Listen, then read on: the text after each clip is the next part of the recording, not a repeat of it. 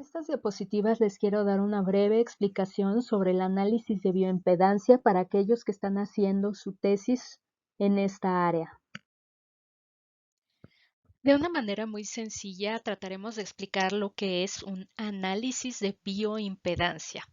Esto es algo que se utiliza frecuentemente en medicina, aunque no siempre sabemos los médicos cómo funcionan estos aparatos. Sabemos que muchas veces aquí tenemos una representación de un paciente, les ponemos algunos electrodos y estos electrodos normalmente van en pares, dos en cada brazo, dos en cada pierna, por ejemplo. Debemos de saber que algunos de estos electrodos modulan el voltaje, qué tanto voltaje le estamos dando al paciente, sabiendo que siempre es un voltaje seguro y que no podemos hacerle daño a nuestro paciente. Y otros son los que están directamente pasando la electricidad. Lo que sucede en condiciones normales, y esto lo sabemos bien en nuestras clases de física desde la preparatoria, es que una corriente eléctrica va oscilando, va cambiando y va a avanzar en una superficie hasta que se encuentra con una resistencia. En esta resistencia va a tardar un tiempo específico en pasarse, dependiendo de qué tanta resistencia haya, y posteriormente la podemos volver a medir. Si nosotros aplicamos lo mismo en nuestro cuerpo, debemos de saber que todos nuestros tejidos van a generar un cierto grado de resistencia. Sin embargo, entre más agua tienen nuestras células, menos resistencia tenemos. Entonces, por ejemplo, los tejidos en donde hay mucha agua, como en el músculo, van a tener menor resistencia que aquellos tejidos que son más secos, como es la grasa o incluso el hueso.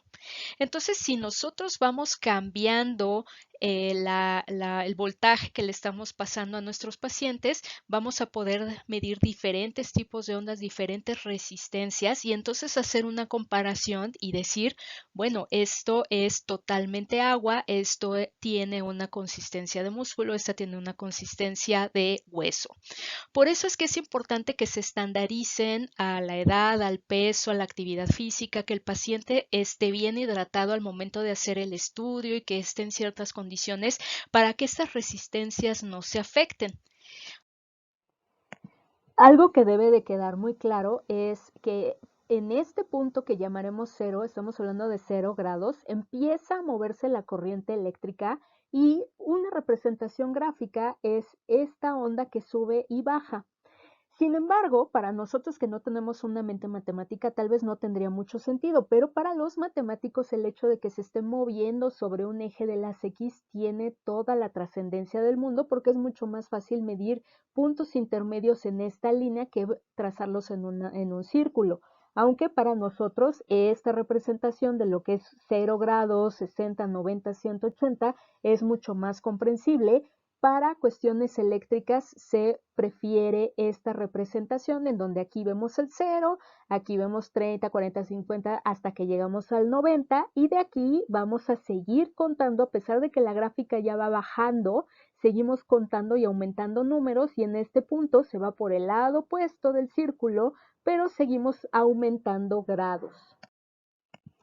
Entonces, si nosotros comprendemos que cada uno de nuestros tejidos va a dar una onda específica de acuerdo al voltaje y a la cantidad de corriente que nos están pasando, pues es más fácil entender también que estas ondas van a variar y van a tener características especiales, por decir algo, que la roja sea músculo y que la negra sea grasa. Entonces, nosotros ya tenemos en estos aparatos que nos venden de manera comercial cargados y hechos varios estudios en donde se han hecho miles de veces estos cálculos y sabemos ya la diferencia de cómo se comporta el músculo contra cómo se comporta el hueso, contra cómo se comporta cada uno de los tejidos que tratamos de medir de acuerdo a esa amplitud y voltaje. Entonces el mismo aparato pasa varias corrientes en un periodo muy corto y hace todos estos cálculos en el mismo paciente y hace comparaciones entre cada una de las extremidades que estamos midiendo. Sabemos también entonces que si, por ejemplo, el músculo debe de empezar en este punto y está empezando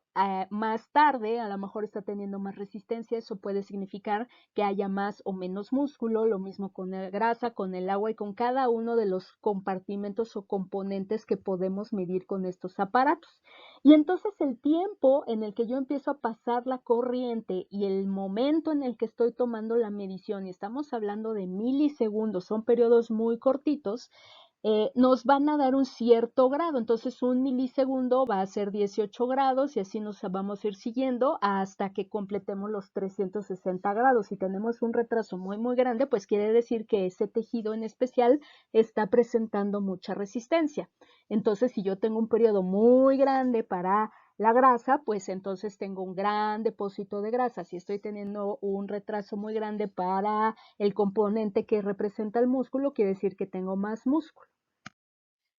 Cada aparato o cada computadora entonces va a tener la capacidad de darnos información distinta de acuerdo a la cantidad de electrodos y de voltajes que nos puede dar para un solo paciente. Sin embargo, los cálculos que hace la computadora entre un brazo y el otro, entre una pierna y la otra, entre el tórax y las extremidades y también la medida que nosotros tomamos en la cintura, la estatura, el peso, la edad, la raza y toda la información que metimos a la computadora le va a permitir entonces determinar si esas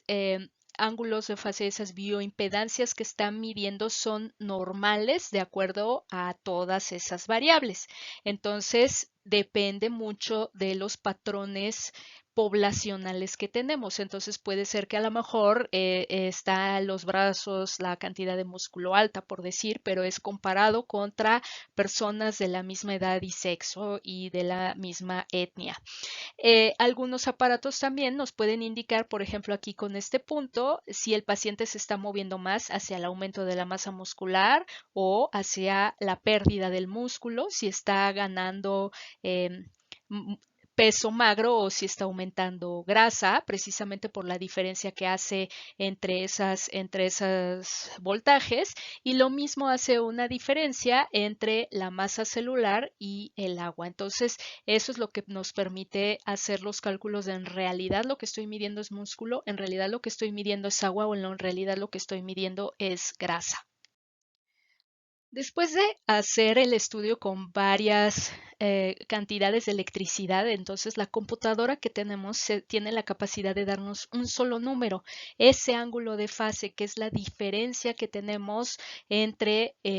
lo que estábamos viendo de electricidad y nuestros tejidos. Y bueno, va a hacer un montón de cálculos, que no es el punto importante en este video, sino más bien explicarles que al final de cuentas nos va a dar grados. De esos 360 grados, nos va a dar un grado que generalmente se considera, aunque puede variar muchísimo de acuerdo a la literatura, que más de 5 grados es un buen número.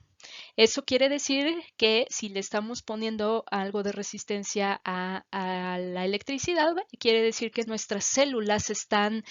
teniendo una buena calidad. Si nuestro número es muy bajito, entonces las células están destruyéndose o perdiéndose y entonces al final nosotros podemos interpretar en un solo número todos los cálculos con todos los voltajes, con todas las electricidades que pasaron a través de los diferentes tejidos. Es una visión bastante reduccionista de todo lo que hace el aparato, sin embargo, este número del ángulo de fase ha resultado ser una suma muy importante de la salud general del individuo.